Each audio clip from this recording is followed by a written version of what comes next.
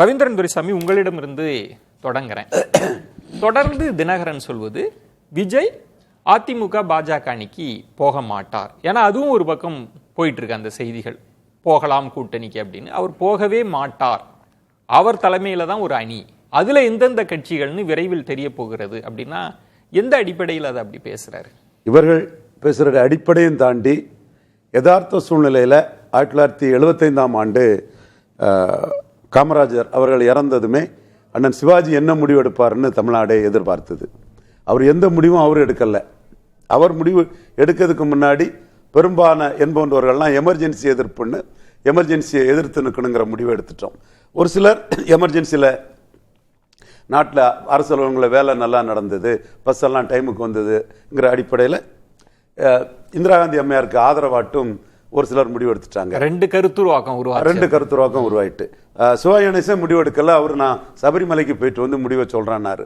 அதுக்கடையில் cadres அவங்கவுங்க விருப்புக்கு தக்கன வேகமாக ஒரு நியாய உணர்வு கொண்டவங்கலாம் எமர்ஜென்சி எதிர்ப்புன்னு அவங்க ஒரு உணர்வுக்கு போயிட்டாங்க. அதே ஒரு தன்மையை தான் இன்னைக்கு விஜய் அடைஞ்சிட்டு இருக்கதா நான் பார்க்குறேன். ஏன்னா அந்த கட்சி கொடிய எடப்பாடி கூட்டத்தில் காட்டுறதுக்கு அவர் கிளியர் கட்டாக ஒரு விளக்கத்தை கொடுக்காதது அவர் கூட்டணிக்கு போகிறாரோ என்ற ஒரு தோற்றத்தை கொடுக்குது. அதே வேளையில் இன்னைக்கு அவரை சிஎம்ஆ முன்னிறுத்துறதுக்கு ஒரு சிஎம்ஐயே கமாண்ட் பண்ணின டிடிவி தினகரன் வர்றது அவருக்கு ஒரு பூஸ்ட் தான். ஸோ இந்த இடத்துக்குள்ள முடிவெடுக்க வேண்டிய ஒரு நிர்பந்தத்துக்குள்ள விஜய் இருக்கிறாரு.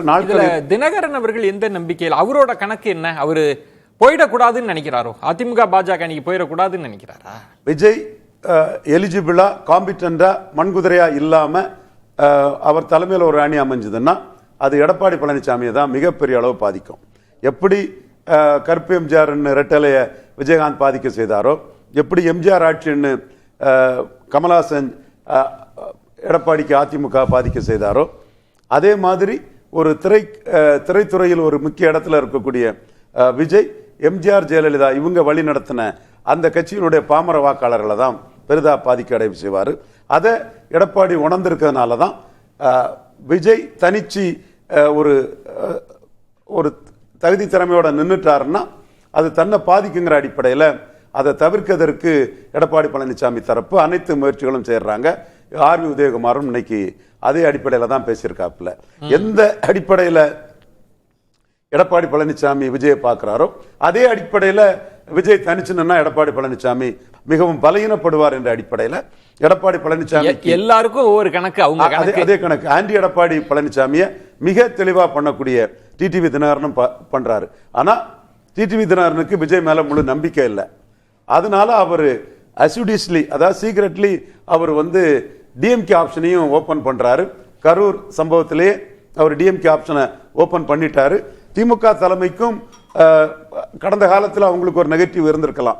அதெல்லாம் காலம் கடந்து போயிட்டு அதெல்லாம் ரொம்ப எவ்வளவோ காலங்கள் முடிஞ்சு போச்சுங்கிற அடிப்படையில் அவர் இன்னைக்கு ஒரு அசட்டு தான், அவருக்கு ஒரு ஃபேஸ் வேல்யூ இருக்குங்கிறதையும் திமுக உணர்றதை தான் டிகேஎஸ் இளங்கோவனோட அறிக்கை எங்ககிட்ட மேலும் கட்சிகள் வருங்கிறத டிகேஎஸ் இளங்கோவன் சொல்றாரு. ஸோ இவர் விஜயை நம்பி தனிச்சு நிற்க முடியாத ஒரு சூழ்நிலை வரும்னா டிஎம்கே ஆப்ஷனா தான் எடப்பாடிக்கு எதிராக விஜய் தனிச்சு நிக்க வைக்கிறதுல இப்ப தினகரன் அவர்கள் அப்படி சொன்னோன்னே அதிமுக முகாமில் இருந்து என்ன எதிர்வினை வந்தது அப்படின்னா, இவரு திமுக வாய்ஸ்ல பேசுறாரு, திமுகவோட அஜெண்டாவை நிறைவேற்றுவதற்காக அப்படி பேசுறாரு அப்படின்னு. இப்ப திமுகவுக்கு அப்படி ஒரு எண்ணம் இருக்கா? விஜய் தனிச்சு நிக்கணும், அங்க இந்த மாதிரி சில கட்சிகள் போய் அவர் ஒரு அணியா ஆக்கணும்ன்ற மாதிரி எதுவும் நடக்குதா?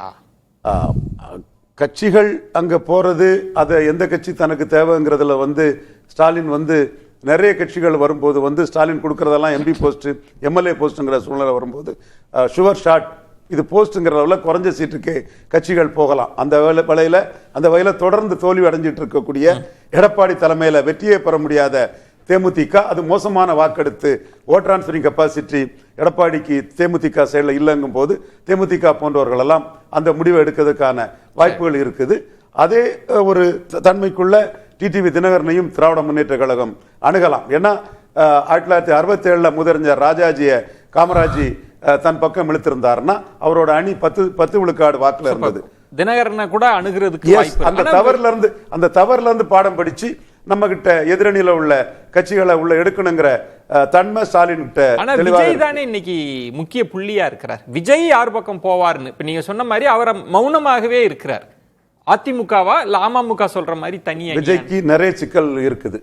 நான் சொன்ன மாதிரி முடிவெடுக்காம இருக்கக்கூடிய ஒரு ரிட்டர்ன் பேக் ஆகி அண்ணாமலை தம்பி ஆட வந்தன்னு பழைய படங்கள்ல அவரே பாட்டெல்லாம் பாடியிருக்காரு. அதே மாதிரி அண்ணாமலை மாதிரி அவரும் ரஜினிகாந்த் மாதிரி அவரும் திரும்பி போறதுக்கான ஒரு முடிவும் அவர் எடுக்கிறதுக்குள்ள சூழ்நிலையும் அவர் திரும்பி போயிடுவார். என்னோட பார்வை அப்படிதான் தோணுது. ஏன்னா தனிச்சு நிற்கக்கூடிய கெப்பாசிட்டி நான் என்னோட அனுமானப்படி இல்லைன்னு நான் கருதுறேன். அணியா கூட்டணியாகவும் அமைக்க முடியாது. அவர் தலைமையில ஒரு அணி அமைச்சு நிற்கக்கூடிய கெப்பாசிட்டி அவருக்கு இல்ல நான் உறுதியா கருதுறேன். சோ அப்போ இத நான் கரூர் சம்பவத்துக்கு முன்னாடியே என்னோட கணிப்பு இதுல தான் இருக்குது. அப்போ ஒதுங்கி போறது அரசியலை விட்டு நாங்க தேர்தல்ல போட்டியிடல ஒதுங்கிறோம். கூட்டணிங்கிற வாய்ப்பு எடப்பாடி பிஜேபி இல்லாத எடப்பாடி அவருக்கு ஓகே. பிஜேபி தான் சிக்கலா இருக்கும். பிஜேபி தான் சிக்கல். ஏன்னா அவர் சினிமா மார்க்கெட்டே பிஜேபி எதிர்ப்புல தான் வளர்ந்தாரு மெர்சல் படத்துல இருந்து. சரி. சோ அந்த பிஜேபி கூட போனா அவருக்கு சினிமாவையும் காலி பண்ணிரும் அரசியலையும் காலி பண்ணிரும் அவருக்கு தெரியும். சோ பிஜேபி இல்லாத அதிமுக முடியுமான்னு பாப்பாரு. அதுல கணிசமான இடம் கிடைக்குமான்னு பாப்பாரு. அப்படி இல்லன்னா அவர் தனிச்சு போடக்கூடிய சக்தி அவருக்கு இல்ல. அவர் கூட இருக்கவங்க பல கட்சி மாறின சந்தர்ப்பவாதிகள் endurance is a virtue in politics அந்த 20 வருஷத்துக்கு முன்னாடி வந்த அரசியல் நிலைமை இல்ல. இன்னைக்கு எல்லாம் ஃபாஸ்ட் ஃபுட் யுகம்.